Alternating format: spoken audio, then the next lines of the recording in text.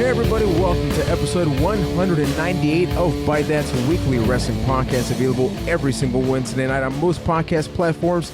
This is the place where we talk about Raw, SmackDown Live. We are on the road to climbing those ladders at Money in the Bank, where the women and the men will battle to get that briefcase, to get any opportunity to become a world champion, just like Damien Sandow did. So if you like the show, you like everything that it is we do, you can support us directly by going over to ByteThat.com. That's where you can find the place to drop a donation. You can become a Patreon supporter at Patreon.com/ByteThat.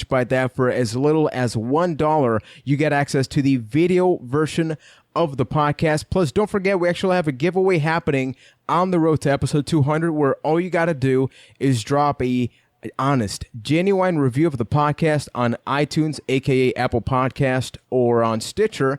You send any kind of validation to us to make sure it's you, and that's it. So the winner will be announced in 2 weeks, and you have a chance to win a $25 Amazon gift card. So my name is Juan Velos. I am from San Juan, Puerto Rico. Joining me, Ryan McNulty from Boston, Mass. And back after a 1-week sabbatical, we got Keith the Machine Poshek here to talk about some of that wrestling, Keith. We're going to be doing that. Yeah, I'm here. Some wrestling happened. I'm sad I missed last week's episode because some things happened that was not didn't get good. to crap They all were over not This good. Is Your Life, but it's okay. No, I didn't. we were there for you to step in and Can I get it out of the way quickly? Can I let it go? Let it out, man. So the last time that This Is Your Life happened, before this steaming pile of garbage, Mick Foley got rock-bottomed prematurely to end the segment. That's how bad that This Is Your Life segment was beforehand. And they did it again. And they managed to make it worse. That takes skill. It was bad. Yeah, you had The Rock and Mankind involved, or Mick Foley. And John Cena. Yeah, all of that involved in the last And one, they couldn't and it was even still make bad. that segment. And they decided to do it again. It's okay, Keith. Let it out. Let it out. Tell us how you really feel. I feel good now. How do I really feel? I feel good. I'm happy to be back. You know, let's like you mentioned, let's talk about some wrestling. But before that, before we start the show, we want to thank our lovely, lovely Patreon supporters, including Joe Wingdingland, Paul Lobin, Alex Servino, and Dominic Diaz. Thank you, guys. Give you some love. Yes, we love all of you. You know what we also love? Unpredictability, Extreme Rules. It's kind of crazy when you go back and listen to last week's show, which, yeah, it was a shame that Keith wasn't here, because I remember that when we talked about the predictions for the Fatal 5-Way match, at one point we said, like, Samoa Joe is not winning. He is not going to win. Like, we completely discarded him, so logically he wins. I mean, I don't think anybody expected that. I'm telling you, I call it the streak rule, where you have to take the thing that is so obviously not going to happen and then predict it, because that's probably the only logical explanation. It's happened with Jinder recently. Now it's happening at Extreme Rules. Who knows? He might win at Great Balls of Fire. Which they had just to change because it seems balls. so unobvious. Poor balls. They didn't last very long. But with Extreme Rules, so they never do. There are at least two things we really got to talk about. So the first one being Samoa Joe officially becoming the number one contender. I thought that was an excellent match. I thought the show was okay. I'm not going to say I was a huge fan of the pay-per-view. I honestly just felt like kind of tuning out on multiple occasions. I think the main event definitely made it a lot better.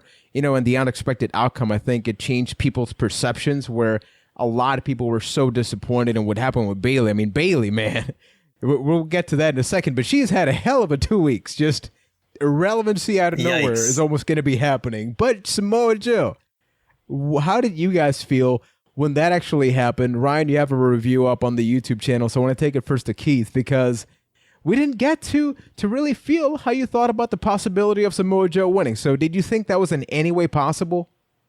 I honestly didn't. I was in the camp of it has to be Finn, just the way that they were building going into it. But when Joe won, which, by the way, it was a very good match, I would go as far as saying Extreme Rules was kind of like a one-trick pony show, where the main event was really the only match that I would like tip my hat to.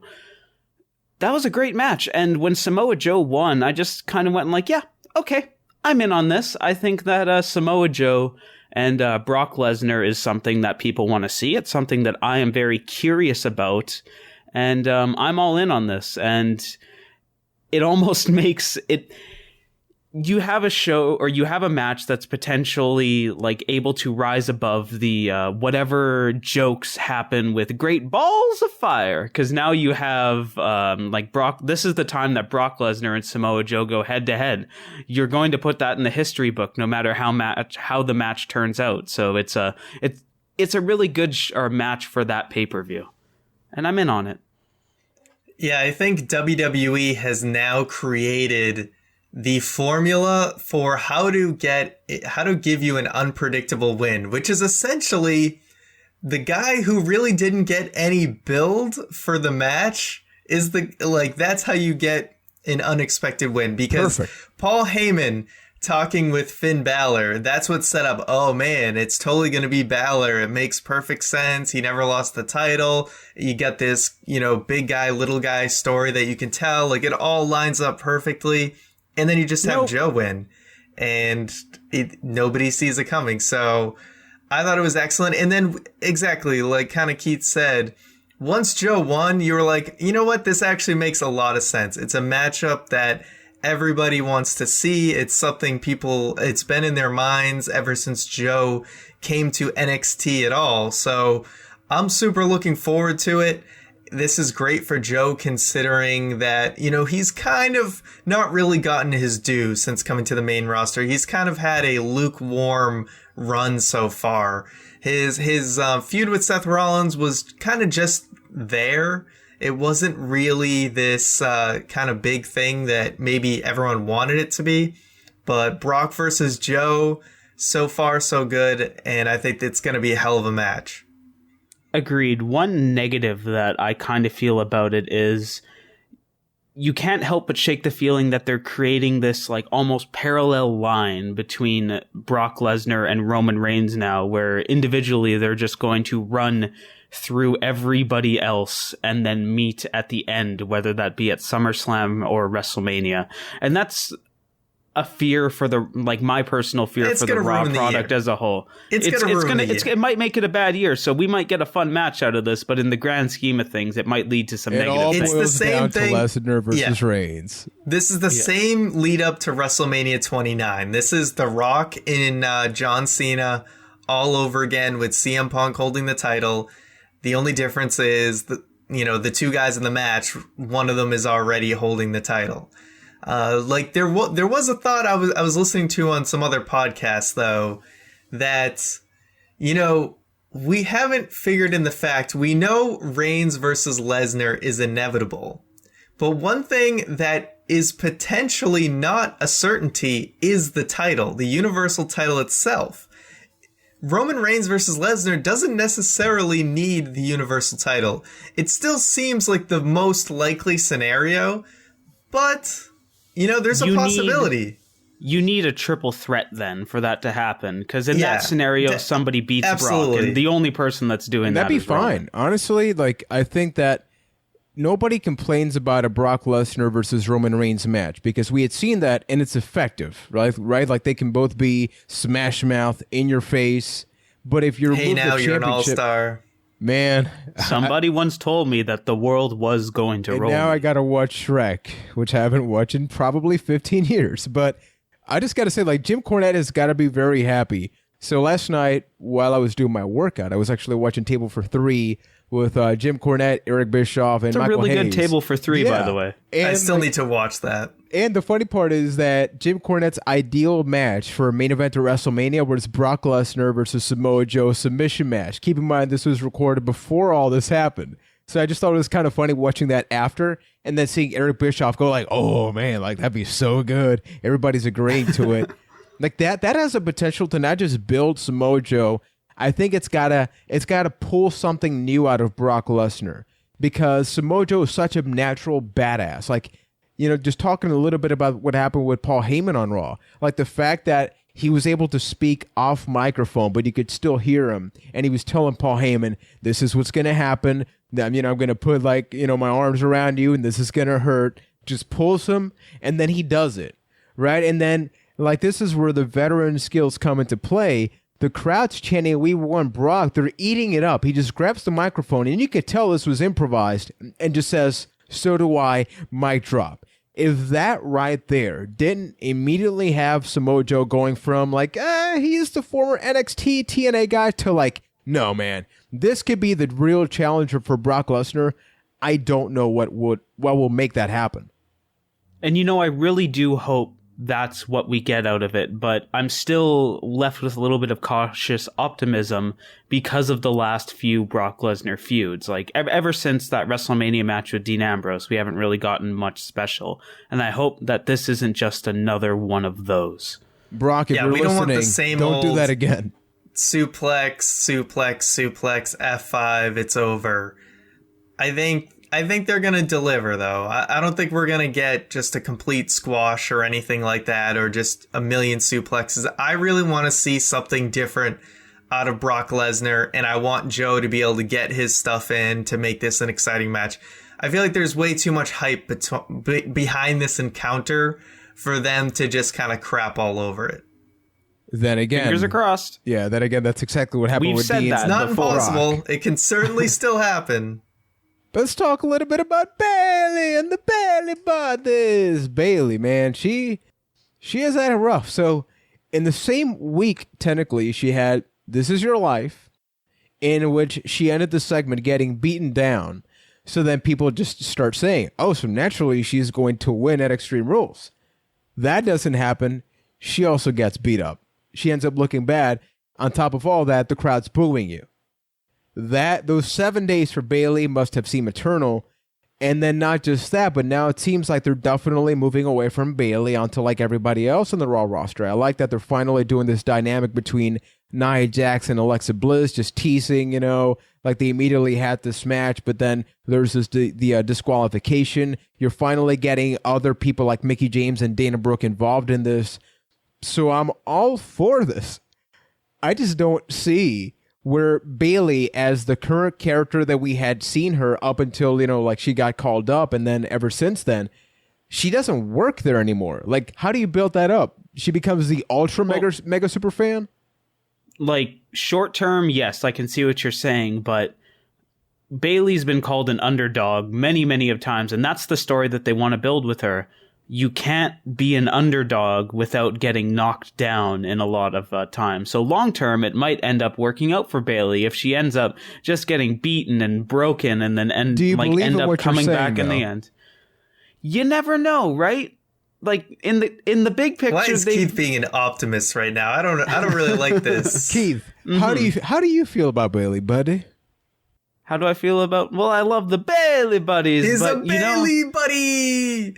This is a case where I am a bit optimistic because if they're going to do something along the lines of, hey, Bayley got crushed these last couple of weeks, and if she keeps getting crushed and then eventually comes back and they do right for the story that they were originally trying to build for Bayley, then okay, cool, I'm into it. So I'm hopeful, and it's a little too early to say whether it's going to just be completely destroyed, but I hope that doesn't happen. I'm optimistic for the Bayley. I think Bayley's character was assassinated. I really think that they just killed any momentum she had. I think she's been kind of grossly mishandled from the get-go. I think they put the title on her too early, and what is there to really get invested for in Bayley at this point? Because after she won the title, it was just kind of okay, it seemed a little early for that. And then after that, it seems like they've just crapped all over. Phase. That's getting knocked down. It's almost like you could pinpoint exactly when this happened. Yeah, but once you get that first title win, it's diminishing returns for every win after that. So the crowd, the fanfare behind her wasn't super, super strong when she won the title. It seemed a little soon. And now it's like, what do people even care for her to win it back at this point? So that's kind of the issue is, I mean, it's one thing if you're like, okay, we're going to take the title off Bayley. We're going to move on to someone else after she tries to go for her rematch, whatever. But at the same time, then, you know, like after she lost the title, they kind of crapped all over a little harshly to the point where it's just like now it seems like nobody even cares about her anymore. Whereas you could have let her off a little bit easier. Yeah, but I mean, you could also look at that from the same side of things where she was the champion. She was at the top of the women's division. Somebody came along, knocked her down. She lost her step for a while probably, and then you build up this underdog character. I do think that there's still potential for that. If it was just like this whole thing with Alexa Bliss, I would totally be on your boat, but this had happened with Charlotte, and it seems like every time they bring out the whole superfan thing, and they burnt it. Like, Bayley has become the Roman Reigns of the women's division, similarly in the sense where they cemented something so much into your brain. Sorry to cut you off there. I'm saying this, but they need to burn this superfan thing to the ground. Make her almost like the Rocky Balboa. Well, what I'm saying is booking matters. As much as we want to say, oh, we like people despite how WWE presents them, that's not true. We buy into booking more so than you think. And I mean, look at Zack Ryder. If they want to kill someone's momentum and get people to not care, it friggin' works. You know, and I feel like a very similar thing was done to Bayley to the point where people have started to turn on her and just don't care anymore because she's been mishandled so much. She's not cool. At the end of the day, in 2017, back in the Attitude Era, to really be the fan favorite long term in a way that, you know, you have that long lasting appeal, you need to be a cool character. You can be the super fan and still be a cool character, but when it comes to like that drive, like those awesome promos that we hear from everybody else at some point, we have yet to hear that from Bayley. And we've gone back week in, week out on this podcast openly talking about the fact that that passion seems awkward when she talks, not as a character, but as the person behind the character trying to find that fire. And some people ultimately just don't have it. And she said that in countless interviews. So having said that, we're going to get to a couple of seconds talking about the polls for Raw and SmackDown Live. Remember, you can follow us on Twitter, Byte That Cast. After each show, we put up a poll so we can get your feedback. So regarding Raw, we saw that even though Raw was better this week compared to last week, I think almost any episode would be better in theory. It got 42% of the Byte Club giving it a 2 out of 4, followed by 31% to 3 out of 4. With SmackDown, 55% over the majority, over half, gave it 3 out of 4. So I think that we have some very positive things to talk about SmackDown Live, especially with things like the fashion police. It seems like, according to rumors, they are going to keep happening, and hell, I keep loving them. Seems like each week they find a way to make it more ridiculous, more insane, but because they're so invested in it, it just works. But taking it back to Raw, we didn't really get a chance to talk about this last week. This whole situation with Corey Graves and Kurt Angle. You know, last week there was a text message, Corey Graves left, and then some people said that it could maybe have something to do with, you know, Enzo Amore, because then Big Cass at some point came out. But then based on what happened this week, people just are thinking all over the place. Is Corey Graves working on a faction? Is he working behind the scenes and maybe like partnering up with Stephanie McMahon? Where do you guys see this happening? Because it seems odd, right? Like, we know that Corey Graves apparently can't wrestle ever again because of his concussions, but he's so damn good on the microphone that it does seem like he's going to have some kind of role, almost aching back to, weird example, you know, Jonathan Coachman, who wasn't really a wrestler, but he definitely had that, you know, authority type role with Eric Bischoff. I'm not sure where they're going with it because, I mean, Corey Graves is awesome on commentary. I really would not want to lose him on that. So maybe he's just kind of a pawn in this storyline to get Stephanie McMahon back on TV, which, I mean, please no. I really like just having Kurt Angle as GM.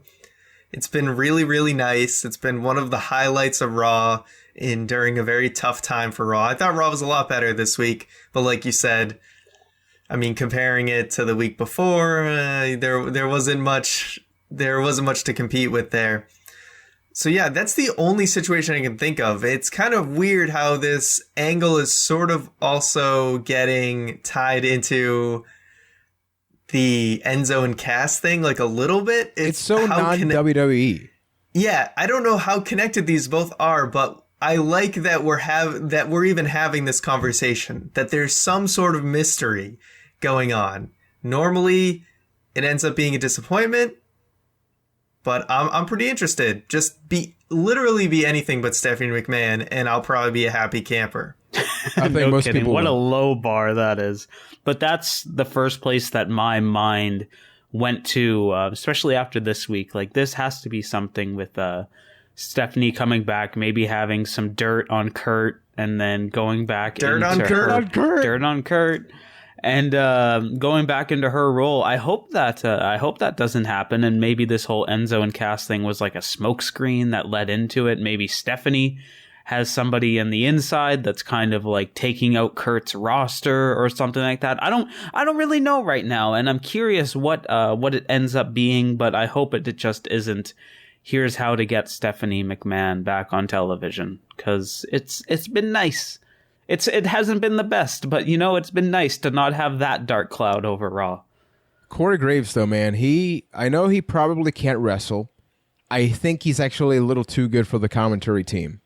I think that somebody like that you want to put on a microphone, you want to put on with a team, because he doesn't just sound good on the microphone. He sounds believable. He sounds natural. Like, even when he's over the top, you can tell he's like, tongue in cheek with things like with Eva Marie back in NXT, and like when she was about to show up on SmackDown and all that stuff. I think that he has a golden opportunity if they're able to like take him in this managerial role. I don't know with who. I don't know with what.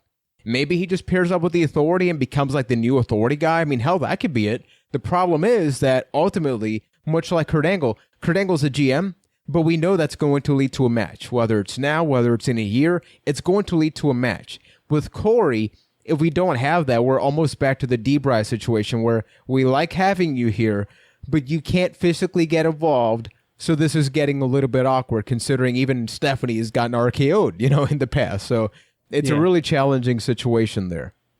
I do think the Jonathan Coachman comparison is a good one, because if you remember, went back when he was Eric Bischoff's pawn, he was still a commentator for most of the shows on that. There would just be a segment here or there where he would go backstage or whatever. So that could be a really good role for Corey, kind of playing the heel pawn to the Authority. So then Big Cass is, whether this is tied in or not, WWE has definitely leaned in more forward towards, hey, is it you? So then I love, like, this is like a follow-up to last week's conversation. People are now going, oh, they're making it too obvious now that it is him, so it's not Cass. So maybe it's back to the Revival. So it's got these two storylines, or I don't know if they are two storylines or just one, with like all sorts of elements. It's got everybody thinking, because now we got Big Show involved as a temporary tag team partner. So then you see Big Cass maybe get a little bit jealous of what's happening, even calling Big Show out. But then, is that just him hiding that? Did he just beat himself backstage? And then he just laid that pipe over himself and just kind of took a quick power nap. I couldn't help but laugh when Cass accused the Big Show of sneaking up behind him and attacking him. Like, Jesus, Big Show is bigger than you. How much sneaking do you think this man does? I need security footage of this. Just Big Show trying to like sneak, Metal Solid Snake style. He goes inside of a box, like a 7-foot-tall type box, and everybody knows it's the big man. Yeah, what is with the security footage? How come no one's taking a look at that? Are they covering the cameras or something? I don't know. I still think it's Cass. Cass attacked himself. If Kevin Nash can text himself, then Big Cass can beat himself up. I mean, Jim Carrey did it in Liar Liar. It's totally possible to do. Yeah, I really don't know where it's going, and I kind of like that. I still think it's going to be Cass, though. Is there any proof, is there anything not hinting that it's the Revival at this point? I know a few weeks ago I was sold on it being Apollo Crews, and, maybe still, but now it's thinking more along the lines of the Revival. Because it just would be they have to be shocking. coming back soon. I mean, they've been backstage. They were backstage like this week or last week. Like we've still seen them, right? So the whole thing is like, okay, if it's the Revival, we already know they're bad guys. They've already beaten, guys for the short amount of time they were there on the main roster after WrestleMania. So is it really a big deal if it's them? I think that they're probably going to just take this opportunity to have either Big Cass or ultimately either that or we get the laptop back as the GM. Which turns out to be Hornswoggle anyway. So it all boils down to Hornswoggle. Well, this is setting up the comeback of Hornswoggle. Everyone else from 3MB has come back, man. Holy crap. Folks, Ryan McNulty. That's why nobody sees him coming. You heard it here first. He's the only member of 3MB that has not returned. We LC2. I would totally Enzo versus Hornswoggle. We LC2. It all adds up, man. Bathe in it. Bask in the ambience of this incredible thing. Now, guys, remember when The Miz adapted the figure 4 leg lock from the Nature Boy Ric Flair and everybody loved that? Oh, yeah, that was great. So it seems like he finally completed the evolution because this week he was taken on... Was it a mystery? Full of changes that no one could see. I mean, he beat up a clock. That's maybe part of history. Clock makes a fool out of history. Wow, that worked better than I thought. So proud of that. I'm impressed. But yeah, I enjoyed this so much. I was very afraid.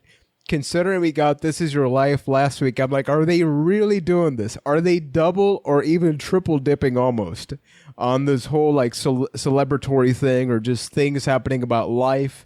But I love how we got a skull-crushing finale on a bear. We got a grandfather clock beaten down.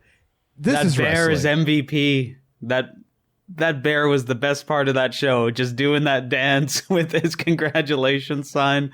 Oh, it was so good. Did this reignite your interest for this feud? We talked about this previously where this is nothing new. This is something they definitely carried over from SmackDown to Raw. The Miz was on fire on SmackDown, and it seemed like that fire had sort of gone out for a little bit. Dean Ambrose has been...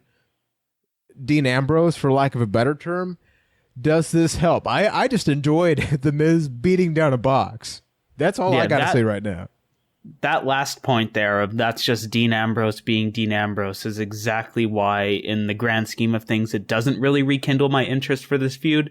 Like, I love that bear to death. He's my new favorite thing. Bear facts. But at the end of we might have to have you finally come to it. Accept bears? Whoa! I guess so. It's only taken 3 years. I'll sign the treaties and send them back. But this is, at the end of the day, this was just more Dean Ambrose shenanigans. It's something that we've seen many of times before on SmackDown, and it boiled down to the exact same thing. So I don't know what. But at the same time, what new can you do with Dean Ambrose besides being the crazy guy? Just going into this feud again with the Miz. I'd kind of like to see the Miz, the Muse, right? I just tried to roll over that one, but I'd like to see the Miz move on to something different, please, and then Dean Ambrose do Dean Ambrose things elsewhere. Well, I'll say this: I'm glad that Dean Ambrose is getting his rematch, but I really appreciated this segment. Basically for the fact that they played off of the stereotypes that you usually see in this type of celebration. They played off the things you're used to seeing. Like you see the bear was obviously you thought was going to be the Miz. I mean, was Dean Ambrose. So the typical things you see, it wasn't until the third time that Dean Ambrose was the cameraman. Yeah, they did an excellent job of making it not so obvious that it was going to end up being Dean Ambrose. Like the fact that he was the cameraman, but then it was like it took like a couple of seconds for everybody to get that he was the cameraman. Even the Miz was taking a look at the Tron, and then there was that awkward pause. It was like Dean Ambrose slowly took the camera off, and then the headsets off, and then the Miz at the end of the day, he just gets dirty deed. I love that though. Like, despite anything that he tries, he always gets the dirty deed. There was that second of hesitation of like, no, because this is what always ends up happening, and it happened anyway. Yeah, I just like that they played off of typical WWE tropes to fool you a couple times before they did what was ultimately the typical ending anyway. Notice how this is the third time we've said that now. This episode. With Samoa Joe, with this, and I already forgot the other time, but I know there was a third one somewhere. The attack. There we go. So with that, we talk about... Speaking of non-typical things, let's talk about that logo. Let's talk about balls for a couple of seconds. So, if you guys took a look at social media, WWE, I guess Great Balls of Fire just wasn't a good enough title. They wanted to make sure they got very testy and stiff about, the graphic and the balls and the logo. And people were quick really to point wanted out, to make sure that it stood to attention. Yeah, you wanted to live up to the name. So they really wanted to get the blood flowing on when you saw that image. So of course you had two, being thrown fireballs. You had this flame wall behind it, which maybe it kind of looked like a penis and testicles. But who are we to say? Who are we to judge? It was really hard to unsee that once you were able to tell. But then Ryan pointed this out on Instagram, put that picture out, and I guarantee you, the whole real talk, Vince McMahon probably loved that logo so damn much because historically wrestlers have said he loves his penis jokes. He let it go on TV, right? Yeah. So then they changed it. This is the third logo revision now. Even though they changed it, on Raw, the video packages they still have the old commercial with the old graphic, even though they did change it. How it's almost like this entire pay-per-view concept is a nightmare. It just feels weird. In one of the most serious main event matches that we're going to get in quite some time between Brock Lesnar and Samoa Joe, it's going to be at the Great Balls of Fire. Even Paul Heyman, everybody talking about it. Yeah, it was and insane. You know what? Honestly, Paul Heyman was my measuring stick for can they redeem the name of this pay-per-view. If Paul Heyman can say the words Great Balls of Fire and not make it hilarious, then okay, I'm sold on this pay-per-view name. That did not happen. So here we are with Great Balls of Fire. Seeing Samoa Joe have to say Great Balls of Fire, it's just it's going to be an interesting build. Every week on Raw, it's going to be amusing just hearing how everyone approaches saying that pay-per-view name. They got to have a drinking game backstage. Take a drink every time they say Balls of Fire. Yeah. I hope they just shorten it to Great Balls. I'll see you at Great Balls. I'm just wondering, and if you're new to the world of wrestling, every now and then we get people that tell us that I just got into wrestling. We, as longtime wrestling fans, would like to, on behalf of WWE, apologize for you, the new wrestling fan, that when you go to school, go to your family maybe, you say that you want to watch the upcoming pay-per-view, Great Balls of Fire, you got to go through that entire process of that family member, of that friend looking at you, and possibly stop talking to you because you're watching Great Balls of Fire. I just wanted to say we're with you. We are with you when it comes to the balls. So then, at least you don't have to directly purchase it. You just say, "Oh, I'm getting the WWE Network to watch this month's pay-per-view." Yeah. What's it called? Oh, don't worry about it. It's just the WWE pay-per-view. Yeah, if I'm spending $49.99 on something involving Great Balls of Fire, it's gonna be better than that. It's gonna be a little more explicit. Exactly. Oh, Fashion Files. Let's go to SmackDown Live for a little bit. I love the Fashion Files, and I could probably just say that for about 50 minutes in a row. It's just so enjoyable. They've finally found a way to just have, Breezango have something entertaining, and not just that, but we got to see it. We got to see the New Day, the Fashion Files, the Fashion Popo finally blending together, and what you get is magic. What you get is the most insane, stupid, dumb moments in wrestling mashed together, and they work. What you guys think about it?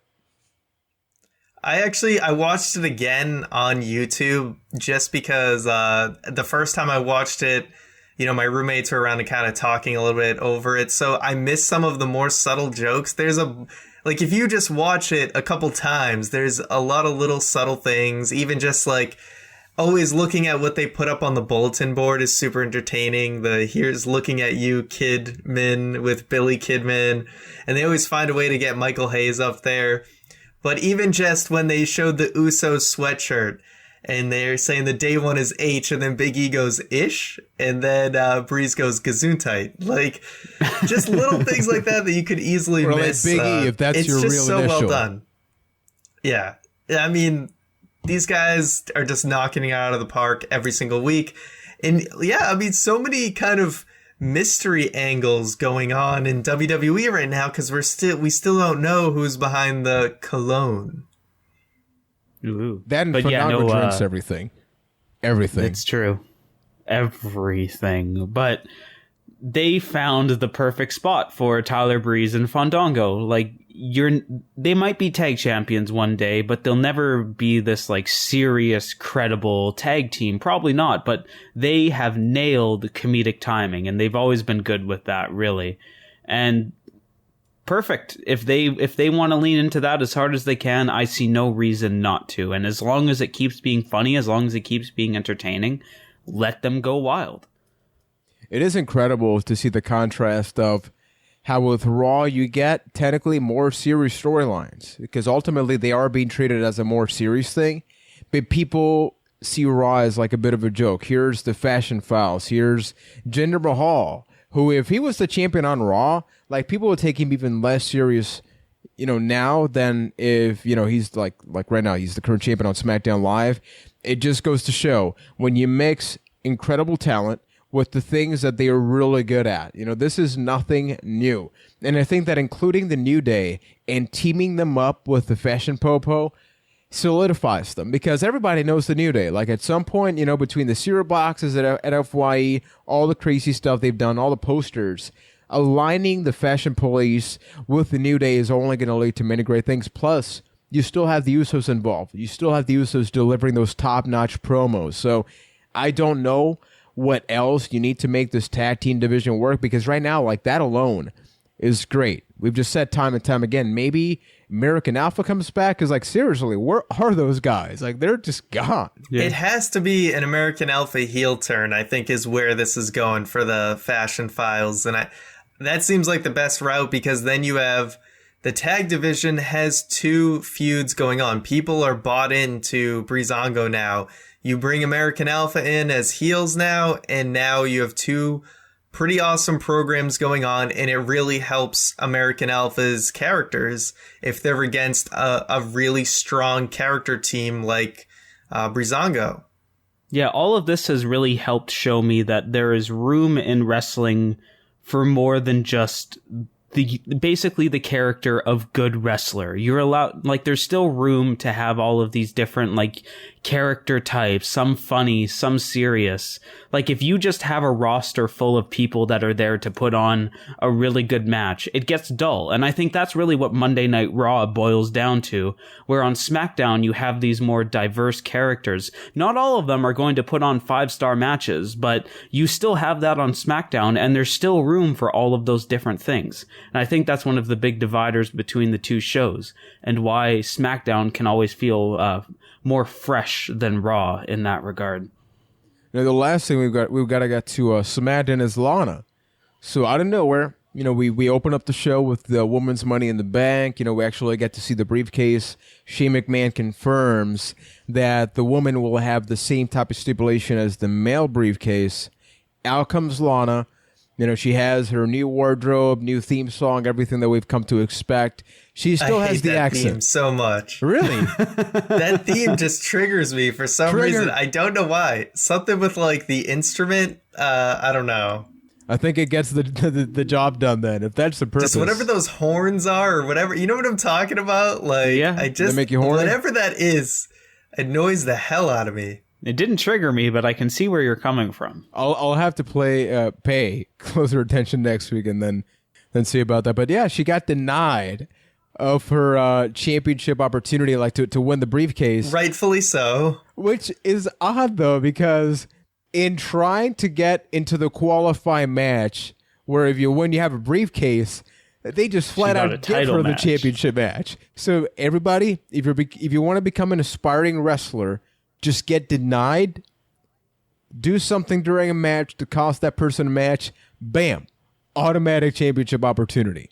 Also, just going back a little bit, Naomi, what's up with Naomi? I just don't, like, I get that she's supposed to be a babyface, and like the whole like snatching wigs and all that stuff, it just doesn't work with me. And I think that you can listen to a lot of the crowd, not just people online, and it's sort of like you're basically talking about pulling my hair out. Like, I'm not really sure how this is supposed to go, but you're the champion. She sticks out in like a really bad way, where I don't think she sells herself as the champion. I think it's like, hey, awesome, I'm the champion, but I'm not the champion. I still don't feel that from her. You know what it all stems down to? They never made that damn belt glow. That's where the problem started. So oh my goodness, can you imagine that? The possibilities? What if Brock Lesnar had a like glowing belt? It'd be pretty good. No? Anyway.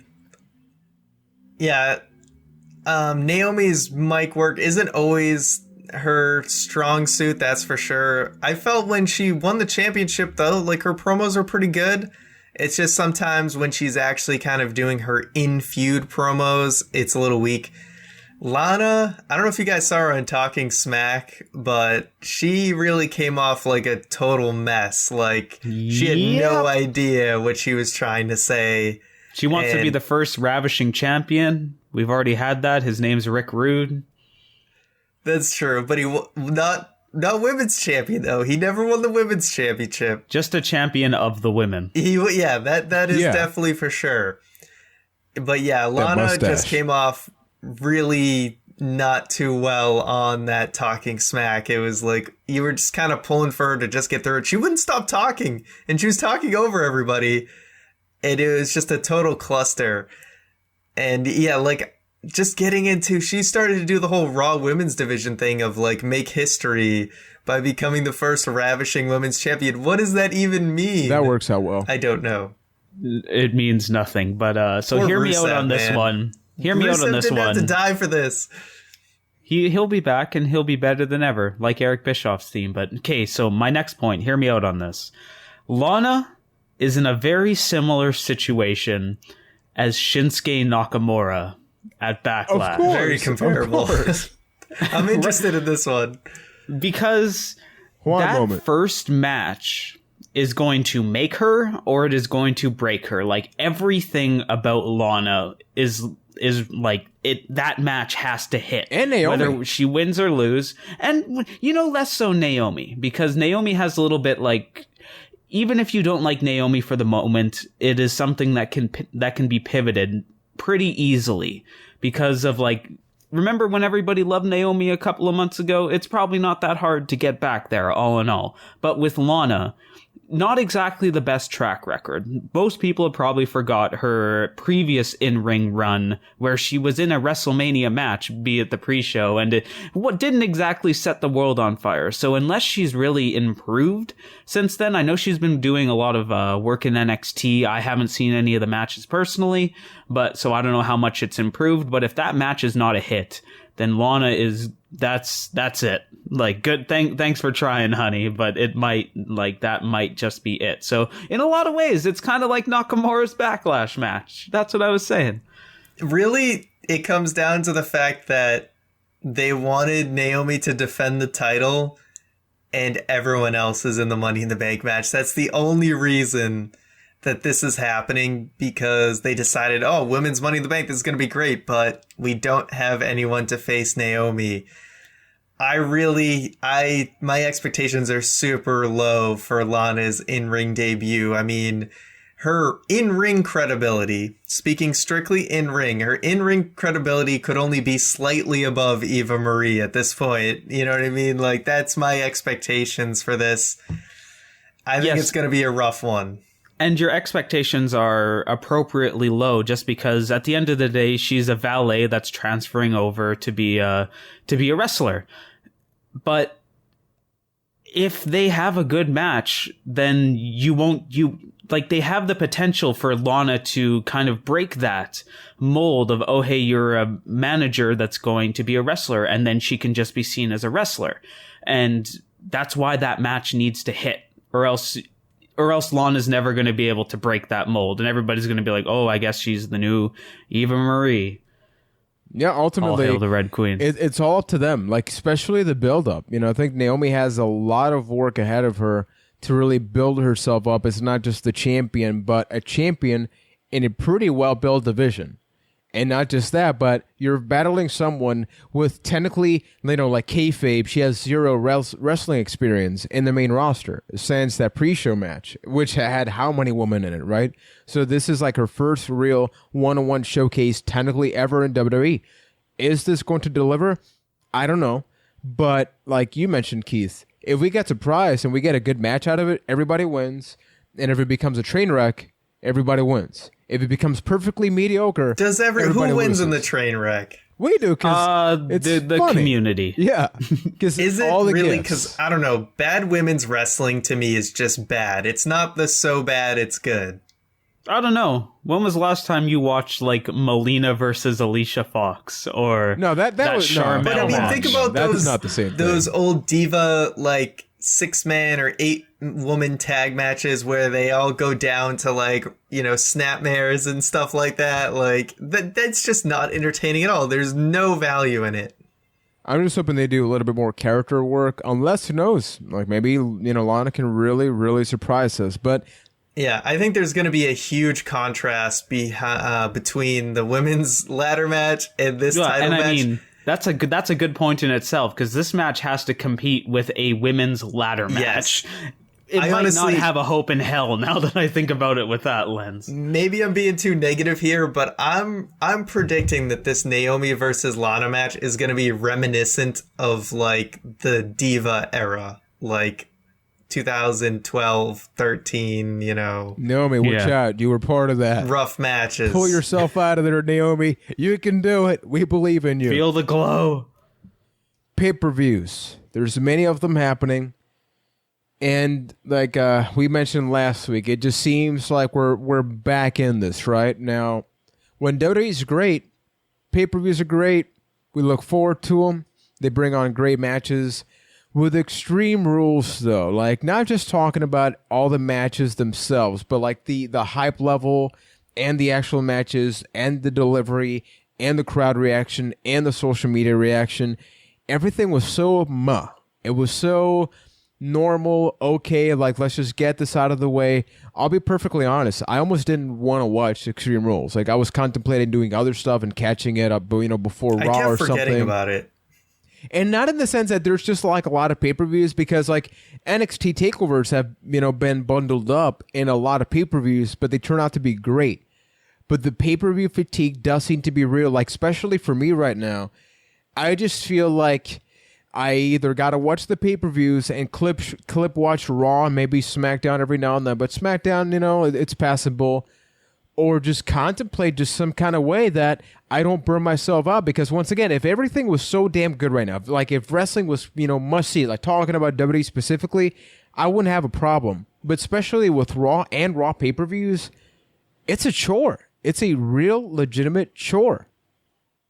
I agree, but I don't think fatigue is the right word for it, because you might feel burned out about it at the moment, but that's because, let's be honest, Extreme Rules was a mediocre pay-per-view at best.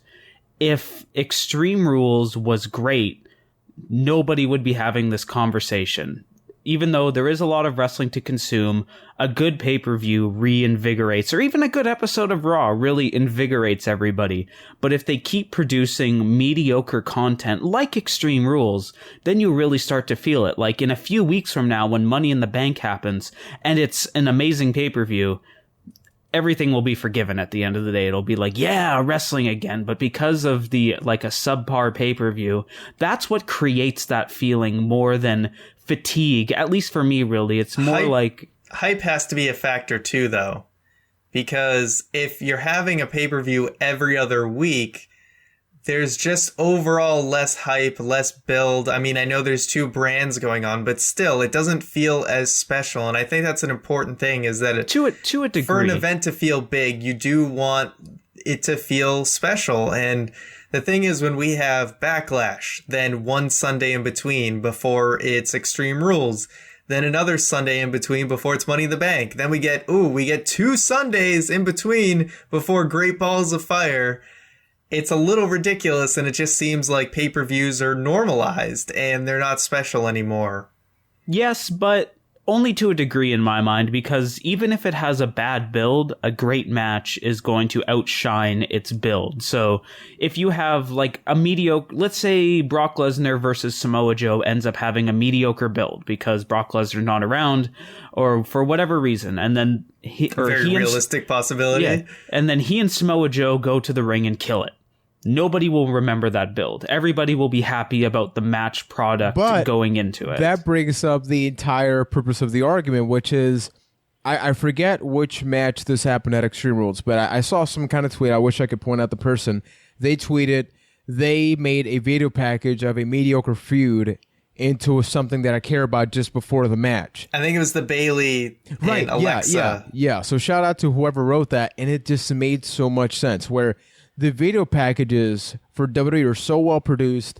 They give you a basically 2 to 3 minute recap of everything that happened in 3-hour shows for sometimes months.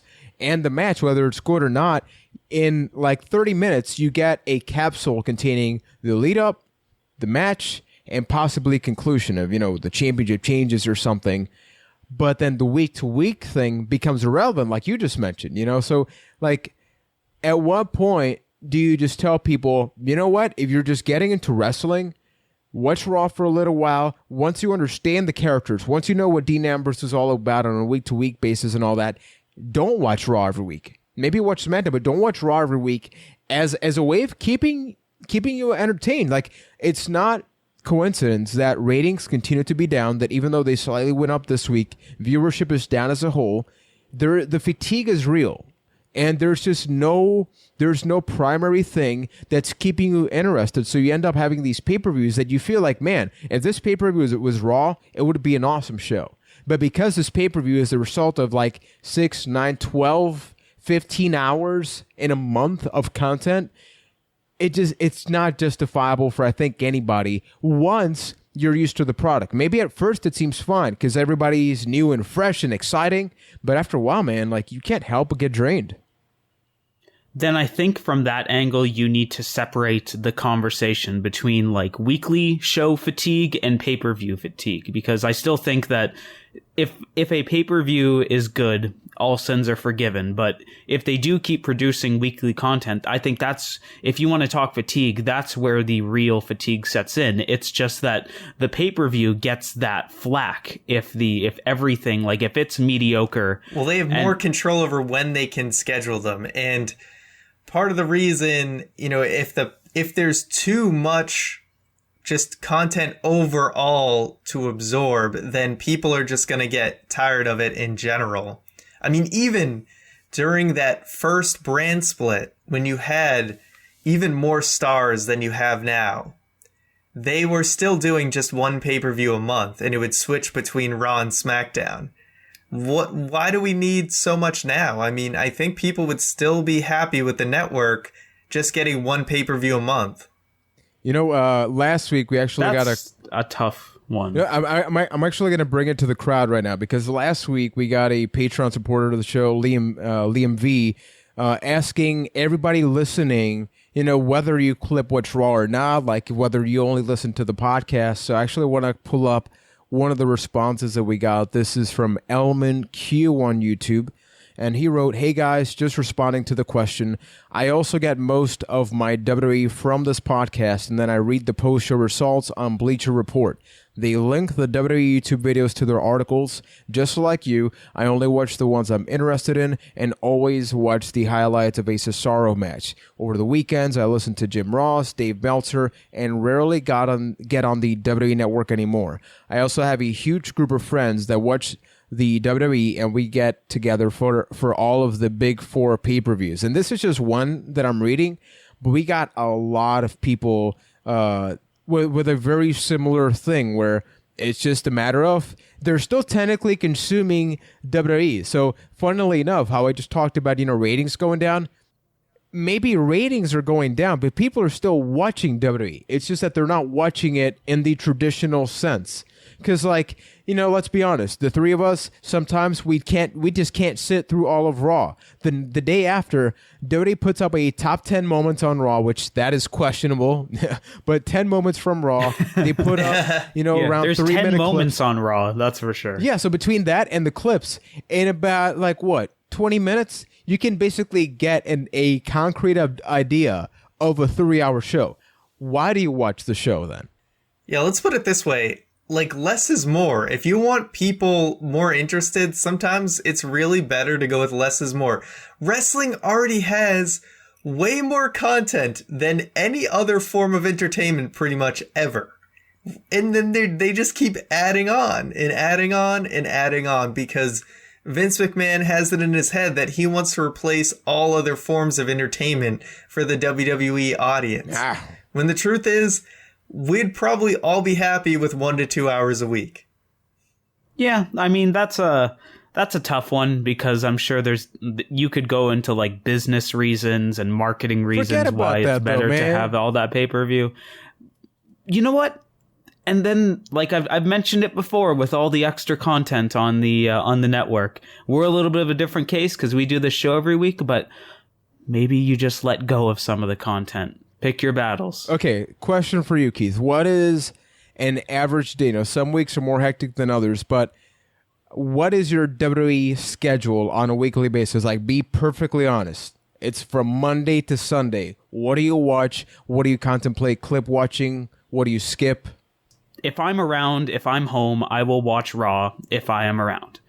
If I'm not, I will either catch it later or I will watch the clips. I have done that before. And I'm perfectly okay with that. I don't feel this need to sit, like, I need to be home on Monday. I need to be home for all 3 hours. And it's perfectly okay with me. I get by with that. I always end up watching it, but I don't feel this need to watch it live. And I think I've been a lot happier since that point. The pay-per-views I will check out. I will usually be home, but that's because, hey, it's a Sunday. I'm probably home anyway. But it's a nice world to just let go of the need to consume it as it's produced. Because you know what? If there's a crappy segment that we're probably not going to talk about, you can hit that little skip button and then move onwards. And it's a good world, guys. Yeah, I guess it's the same way. I like to complain about things, so I sit through the 3 hours. No, but it's the same way. I don't know. I just feel like I need the organic experience. I need the experience of they are presenting this as what's supposed to be a watchable 3-hour program, and I need to watch it in its entirety. So to let you know why it is not. Misery. You like self-inflicting misery. Yep. At the end of the day, a little bit. Yeah. I mean, let's talk about that. I just have to take it in for what it is, so that I can complain more. That is logically, that's the only way to live, folks. And I'm just going to leave it at that. So, folks, every single week you can send us questions on email, bytethatcast@gmail.com. You can send us a tweet, bytethatcast, using the hashtag AskBT. You can submit questions for the show. You know what you can also do? You can get yourself a 30-day free trial of Audible plus an audiobook of your choice by heading over to audibletrial.com/bytethat. So I mentioned last week that I finally finished listening to AJ Mendez Brooks's book, and it was pretty awesome. You know, I really enjoy listening to that. So right now, I'm actually taking a look at which book to read next. I'm actually thinking about picking up Hardcore Triumph, I think it's called, or something like that. You know, I listened to an interview with him with Solid Monster a couple months back, and I really enjoyed that, and that's apparently narrated by himself. So I really enjoyed all that stuff. So if you guys get that trial, let us know what you're listening to, because I love to listen to some audiobooks. I listen to Audible. Keith and Ryan probably should. So once again, that's audibletrial.com/bytethat. I am a giant advocate of audiobooks. Thank you very much. I've probably listened to over, I would say, at least 30 Star Wars audiobooks, the best of which being novelization of Star Wars Episode 3 Revenge of the Sith, which I am like 99% sure is on Audible and is definitely worth a listen. It made me love the movie more, and I love that movie. It's a hell of an audiobook. But anyway, y'all got questions, so let's answer them. Like this first one from Joseph G, who asks, do you think WWE should drop the Extreme Rules pay-per-view concept? Now, one thing I kind of forgot to mention is Extreme Rules actually didn't really feel that extreme. It didn't. What are you talking about? The end product really didn't. Like, going into it, I had a lot more hopeful of the extremeness that did not deliver. Yeah. I'm definitely for dropping Extreme Rules. I mean, we at the Byte That podcast are really against a lot of themed type pay-per-views. So anything that doesn't write you into a corner, I think is a good thing. It's better to have Extreme Rules matches when it feels appropriate. So yeah, I think it's time they drop it, but there's worse offenders on the pay-per-view calendar that need to be dropped before Extreme Rules. Hell in a Cell, TLC, those should definitely go before. I do think Extreme Rules, the name itself implies so much, because if you're an old school wrestling fan, you immediately think of ECW. I mean, as a matter of fact, Extreme Rules came as a result of WWE ECW, and then it just kind of like, just became the normal thing in WWE. Like, Extreme has such a strong implication. Like, I don't know what word you would change it to, but everything has become so tame, and I'm fine with it. Like, if that's the way that you got to go to keep people safe, especially with all the injuries, that's fine. But it's almost like you're mislabeling something or misleading people into something that it's not. I'm actually against dropping Extreme Rules for the time being, because yes, okay, we had a bad one. It wasn't good. There was a good match, but it wasn't a good show. But I don't think that's reason to abandon the concept itself. Plus, if you leave the WWE to create these new pay-per-views, because they have to create something to replace Extreme Rules. The examples of that recently have been great balls of fire, right? So into the line. Given that bar that they have set, which is pretty low, I don't think it's a good idea for them to be abandoning pre-existing ideas. They can do I'll take a crappy name over having to book yourself into a corner, though. I don't think Extreme Rules, like I said, is the worst offender of this, but I'll take, Jimmy Crack Corn and I Don't Care pay-per-view over Hell in a Cell. Seriously. Just right. As long as we don't have to force Hell in a Cell matches. All right, coming 2018, WWE presents Jimmy Crack Corn and I Don't Care from St. Louis, Missouri. Jimmy Uso goes for the WWE title. Olympic gold. And he cracks the entire band of Corn over the head. All right, book it. So our next question comes from David A., who asks and says, hello, guys. David from Georgia here. My question is, you are approached by a television sponsor who tells you that you have an opportunity to air a WWE segment during the next Super Bowl. You must choose one of the three following segments. Which do you choose? Number 1, the Old Day segment. Oof. Number 2, This Is Your Life, featuring Alexa Bliss and Bayley. Oh boy. Number 3, Roman Reigns' Tater Tots, Beanstalk, and Sufferin' Thuckatash promos, all combined into one. Can we just air the Simon System commercial and be done with it? Because, oh boy. Oh boy. David A. is a meme master. This is an excellent question. This is very dank. This is choose your death. All three are terrible. All three are painful. See, yes, you were right about that. But thinking about other Super Bowl commercials, like the worst offender that comes to mind is GoDaddy. Like, they spew some trash into those commercial segments, which really, the Old Day would kind of fit in that level of like that level of, let's say, low bar that some of these GoDaddy commercials has. Yes. This is trash. That is true. I'm going to take Roman Reigns on this one because at least that is like the closest thing that resembles a wrestling feud going on. From a marketing standpoint, you're putting the top guy in this commercial. So that alone probably leans towards Roman Reigns. I'm going to go with number one, the old day segment, and here's why. If you can't choose the best segment, you got to choose the visually worst segment. With Roman Reigns, he's talking, but it's just a dude talking, right? With This Is Your Life, there's a lot of normal people. With the old day, you have these people dressed in this outfit, and right off the bat, you're curious about what's happening. And then this is going to end up being so damn bad that you're going to want to look. You're going to take screenshots of this. You're going to go on Facebook talking about, look at this piece of crap segment. You can do a so bad it's good, not good in the sense of like a production or a result. Only ones...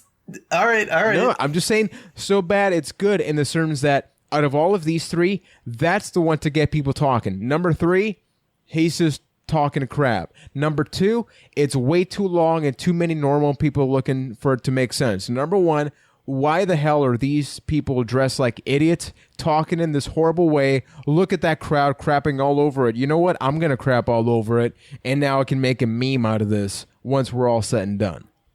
You know, the so bad it's good really is a good angle to take because, I mean, WCW basically made a career out of that. Like, if I say the words Yeti into this microphone, you know exactly what I mean all of these years later. True. See, the Roman Reigns one is the only one that, like, while it was bad, it didn't make me want to literally walk away from the TV. So that's why I'll choose that. I don't think Old Day is like memeable in a way that would end up being positive for WWE. I don't know. There's no winning here, but no, there's not. I'll stick with Roman Reigns. That is fair enough. So thank you for the question. Our next one comes in from Snipin' Sexton, who even gave me a pronouncer. So thank you for that, sir. Can't screw that up. And he asks, "What's up, dogs? What's up?" Yo. My question to you guys, which storyline was more important to the institution of professional wrestling? The NWO or Austin versus McMahon? Have a great week. This is deeper. You too. Yeah, thank you, man. We truly do appreciate that. But this one right here, this is a little deeper than you may think. Because, like, first up, is your first initial, reaction Austin McMahon? No. Really? No. Okay. Because the Austin versus McMahon wouldn't have happened without the NWO. And exactly. To me, that's what it comes down to. If you'd never had Scott Hall and Kevin Nash start the Outsiders, which inevitably led to the NWO, there wouldn't have been that reaction from the WWF. You wouldn't have had the character of Mr. McMahon really be built. You would have had shreds of it because of the Montreal Screwjob, but without the NWO, they never would have needed to go as deep as they did with Austin versus McMahon. And if we're talking about which one is more important to wrestling at the end of the day, I think it is absolutely the NWO for that reason, because even though the Attitude Era happened in the WWF, the NWO started the Attitude Era. Yeah, if one is the cause of the other, then that is absolutely the most important one. So I completely agree with Keith.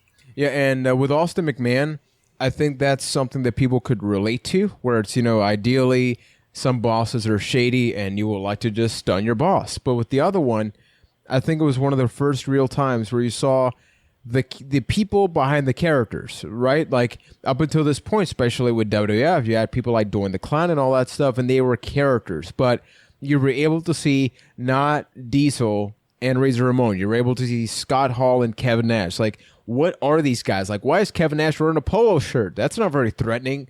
It wasn't about being threatening. It was about seeing these guys and telling you that, as we famously know nowadays, anything can happen in the world of wrestling. And this right here, like the NWO, is the cost of that. Before that, maybe you had some things, you had some shoot angles. Jim Cornette was talking about that in Table for Three, but even stuff like that would be edited out. The NWO is the reason why we have the authority today because like all of those origin stories came from people like, Eric Bischoff and the greatest mind in the history of professional wrestling, Vince Russo. No, I'm just talking about Eric Bischoff. Yeah, bro. The greatest mind, bro. At the end of the day, all you need to do is look at the adjective. So thank you for the question. Our next one comes in from Sam H., who asks, Samoa Joe is not a guy you want to meet in a dark alley. This is very true. Yeah. What a debut year for him. Who has had the best breakthrough or your favorite breakthrough year ever? I got a couple here, so you guys go first. For my favorite breakthrough year, I'd probably give it to AJ Styles. I think he had a quote-unquote phenomenal year this past year, and I really enjoyed it. And he basically went a lot further than I thought WWE would ever let him, and it was very enjoyable. I think Brock Lesnar is always in that conversation because he wrecked his way through WWE in his first year, became champion, accomplished a ridiculous amount of success in such a short period of time, and he will probably always be the bar for having that first breakout year. Agreed. A recent example for me would be Kevin Owens is probably my favorite, even though it did take a little bit of a slouch near the end of the year, like him coming in with the NXT title, having great matches with John Cena, really set the pace for Kevin Owens going forward, and it was a great one. And to go back to the previous question, I think one of the best breakthrough years would be the Outsiders in WCW, Scott Hall and Kevin Nash. I mean, you could argue that their breakthrough year in WCW set the pace for wrestling even to this day. So I think that absolutely counts in this argument and is one of the best of all time. So I actually wrote out 4 here. So number 1, I know we talk about him now in the sense that we just don't care if he wins or loses, but Bray Wyatt, because it's easy to forget Bray Wyatt and the Wyatt family were part of NXT. And even before then, the character was part of FCW with, I forget the name, the big dude from NXT, like season 2 or whatever the hell. It's going to kill me. Eli Cottonwood. There we go. So like that's a character that should have totally failed. Like it seemed ridiculous. I mean, he even temporarily had a mask in NXT because of like an injury or something, but he made that work. Now, at the end of the day, we got what happened, with all the losses, but that was there. Number 2, the New Day, because the New Day were given every single chance to fail. Up until that point, Xavier Woods was a glorified jobber in NXT and the main roster. He wasn't doing great in either one of them. You look at Kofi, who was doing a lot of nothing. He was just the former Intercontinental Champion. And then Big E, who hadn't really gotten a chance to really showcase his charisma. And then they were given this gospel-type character, which wasn't working, and they turned it into this. And number 3, Batista. Batista started as Brother Devon, Reverend Devon's lackey, Reverend Devon was incredible, but who would have thought that the guy next to him would be one of the co-stars of Guardians of the Galaxy? I mean, if that's not a breakthrough from that to evolution to everything, I don't know what is. And the last one, probably the biggest one, ironically James enough, Ellsworth. Almost. Rey Mysterio.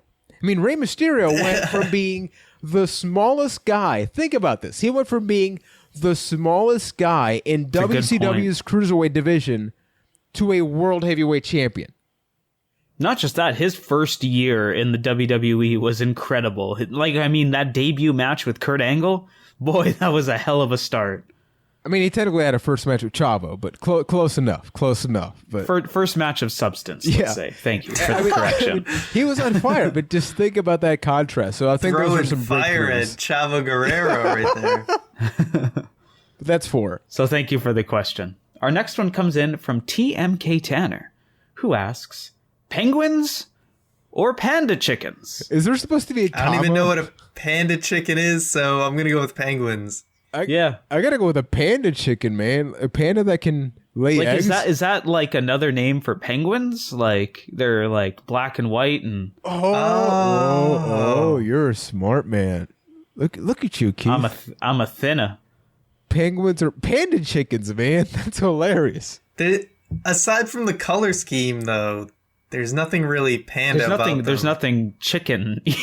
Well, but when you put them together, though, they still don't really match up. But man, I would say more panda bird, like panda bird than panda chicken. But a chicken is a bird.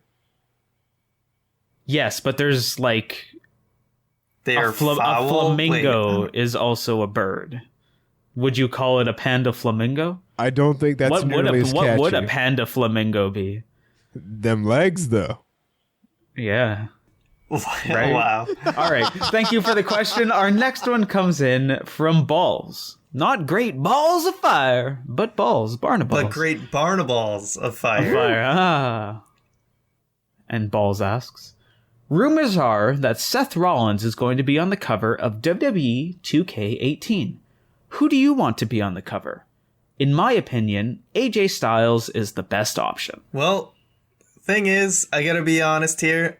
I love me some Seth Rollins, but who do I think, if people bought video games on cover alone, I think AJ Styles would sell more video games than Seth Rollins would. So while you are correct in that, if you were going off of that, and I know this isn't the flashy answer, but if you are selling video games based on who would the most people buy someone that's on the cover you of, put James Ellsworth. You put John Cena on there by a mile, especially with all the mainstream popularity he's gotten recently. Like, John Cena is probably the only person that should go on that cover. Just if you're put going off of Batista that. as Drax. Or Brock Lesnar. Which, I mean, that doesn't work. He was there last year. I think Cena would work because he is more mainstream now than he ever has been. Exactly. I really and would you get put the the memes of that they just put out a blank cover. I think they are just trying to not do that too quickly because Cena was on in 2015 and they're trying not to they're trying to rotate people. I'm surprised Roman Reigns isn't on here because he's the guy they're really pushing, but maybe they know that the internet fans are probably the ones playing the video games and they don't want to scare him away or something. It's got to be the Undertaker. Yeah, I know. Yeah, that's a good point. Like, I know they cut My Career Mode last year, but if they don't do like a My Career Mode for The Undertaker this year, that kind of seems like a bit of a missed opportunity. I mean, right? Think about that. If the streak... Even though that's the longest My Career Mode they could possibly make. But it works. I mean, it wouldn't be the first time. We got the streak mode, which we have like some old videos up on the channel about that, but it makes absolute sense. You capitalize on that. You're able to just do something creative with The Undertaker. You can have like all iterations of The Undertaker in one game. And I think it just works. Like, I don't think there's any other possibility that doesn't make sense as much as Taker does. That's a really good point. So thank you for the question. Our next one comes in from Hannah K, who asks, how far do you think Kenny King will go in The Bachelorette? So I'm sorry, what? Honestly, I love this question because I have no context. Kenny King is a former TNA superstar, and he has been... He's in Ring of Honor as well. Yeah, he's in Ring of Honor. He's been around the independent scene. He's on The Bachelorette? What? I believe he is, and not just that. I think the reason this question comes up is because he was on a male dating service website of some sorts like a couple of years ago. Is it like one of the ones that Buff Bagwell is associated with? I don't know, but I Buff remember is that. the stuff, and the girls and just cannot get enough. So, well, I hope he goes all the way.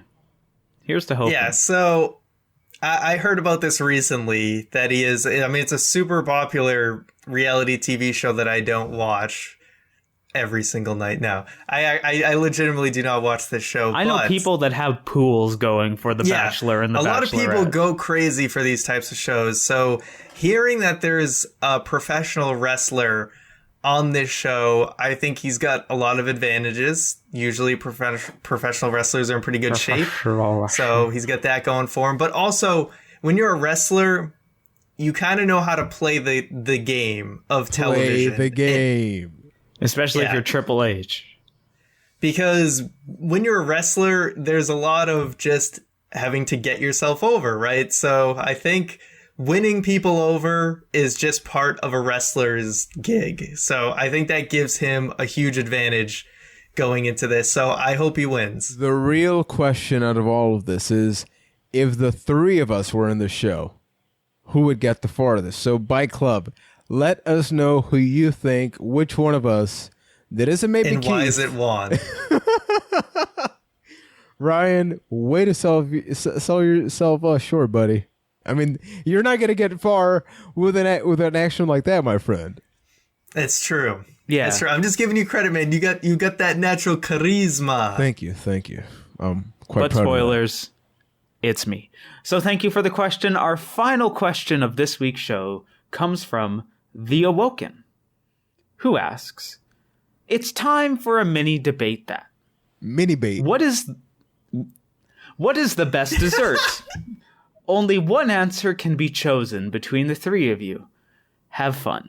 So this is actually really easy as far as I'm concerned, because the only answer is ice cream. What? And I'm not willing to hear anything else from either of you. So it's either pick that or we're never going to come to terms with one of them. Okay, get the pitchforks. Ryan, what is your favorite dessert?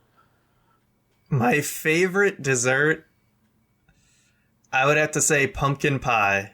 Okay. Ugh. Okay, so my favorite's key lime pie. So at least we love the pie. Ryan and I, we love the pie. I mean, we can't get enough of that pie. So, Keith, do you like pie?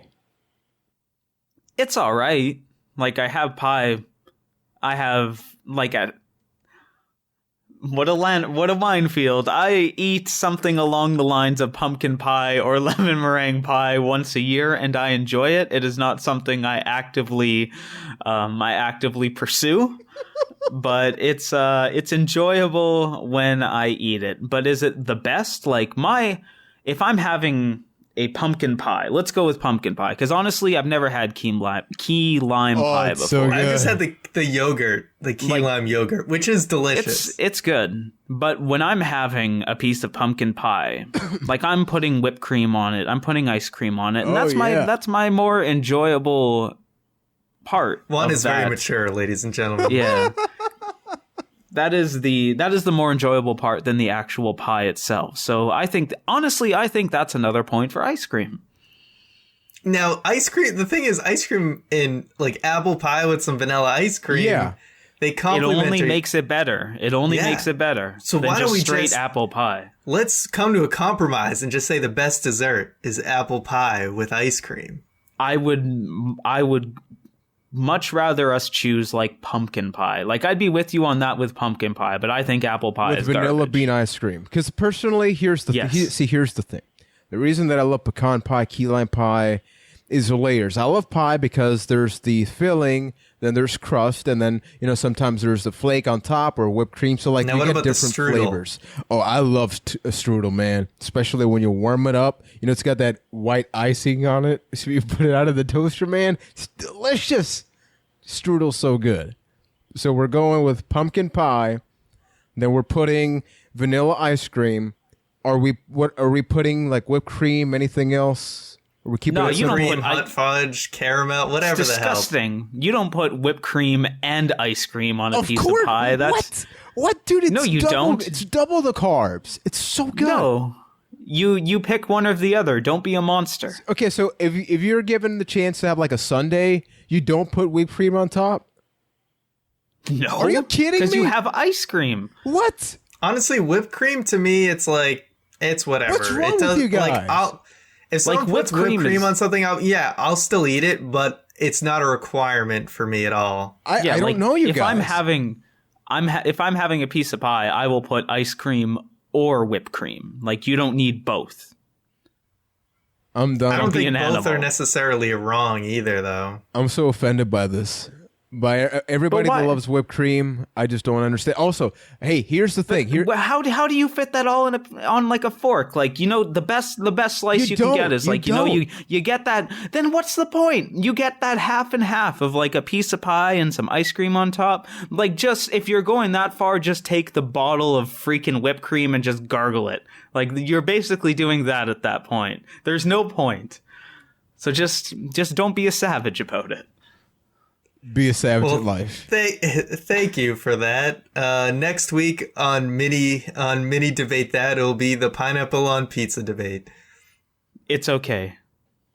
I tried it actually, and I liked it. It's liked good. it.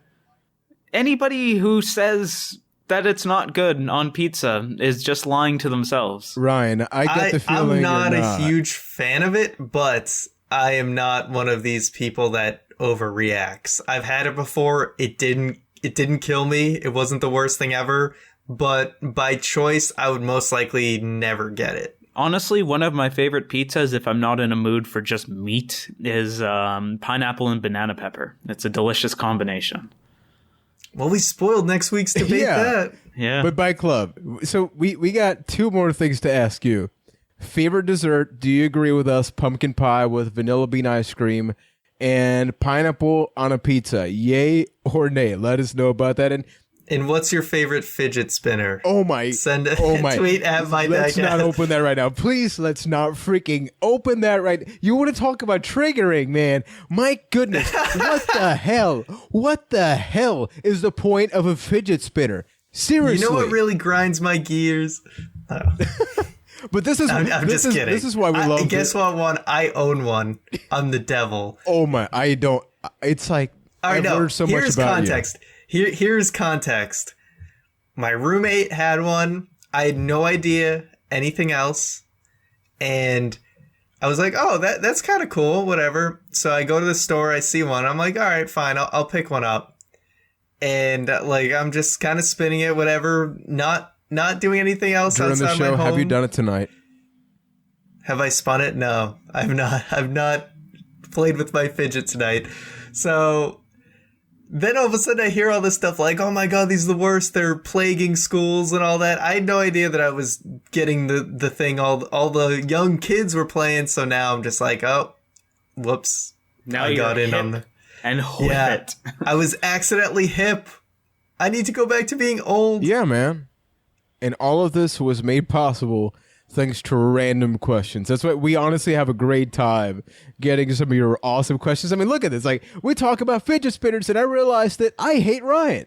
And it's thanks to your questions. It took you that to realize Yeah, it? man. Like, I had some feelings, Feels but I bad, can really man. solidify it. And folks, like, before we get to the Byte That Weekly update, we want to let you know, like, every week we put up a Patron pre-show for all the patrons. If you go to the YouTube channel, you can actually check out last week's. We do one every week, about 10 minutes. So if you like this closing portion of the show, imagine that for about 10 minutes, which is not bad at all. So Ryan, what's going on, buddy? Well, for a BT weekly update, of course, we do want to remind you, as Juan mentioned earlier, our Audible trial is available to you all by going to audibletrial.com/bytethat. You can get a free audiobook and a 30-day trial, and it also helps the show out, so go check that out. Of course, whatamaneuver.net is the host of all BT merch that is currently available, which is 2 different designs, so you can head over to whatamaneuver.net to see those. As always, supporting us on Patreon, you can head over to patreon.com/bytethat. For as little as $1, you can get a sweet video version of the podcast that includes a pre-show.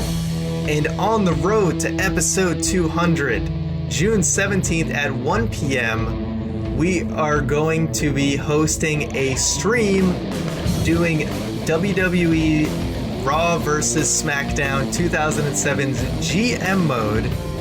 And we're kind of debating whether to host that on Twitch or YouTube right now, but I think we're leaning towards trying out the whole YouTube live thing and seeing how that goes, considering we already have, we get a lot of people subscribe to us on YouTube, and it might just be easier to find us over there, and YouTube live is really improved, so I think we might be checking that out, but we will confirm those details next week about where you'll be able to find it. You can always go to our Twitter at ByteThatCast. We'll have updates there and when we go live and everything, so all the details. But that will be June 17th at 1 p.m. Don't forget, we also have our giveaway for one $25 Amazon gift card that we're giving away on episode 200. All you gotta do to enter is drop a review on either iTunes/Apple Podcasts or over on Stitcher. Drop the review, let us know on Twitter or email that you did that review, and you're in for the drawing for that gift card. So thank you guys for listening to another edition of the show, and we will catch you next week.